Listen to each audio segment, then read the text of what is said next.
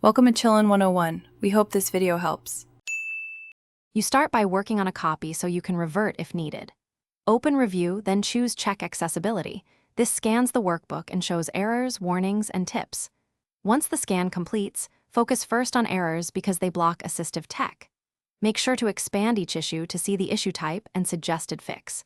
You'll act on visible problems first, then move to warnings. This order speeds remediation and prevents cascading layout changes later. Now you address the middle, more detailed fixes. Add concise, descriptive alt text to every visual so screen readers communicate meaning. Right-click, right arrow, edit alt text.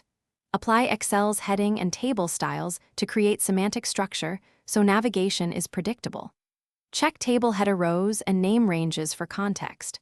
Also inspect color and contrast for readability and correct any filtered or hidden cells that disrupt reading. Finish by rerunning the accessibility checker to confirm fixes. You should see fewer issues or only informational tips. Then run Document Inspector to remove hidden metadata and personal info that might confuse users.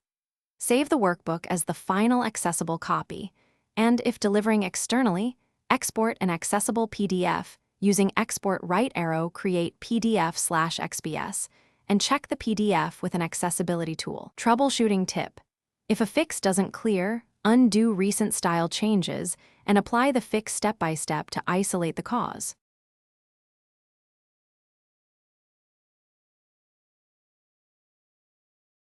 Thanks for watching. Consider subscribing if we helped you.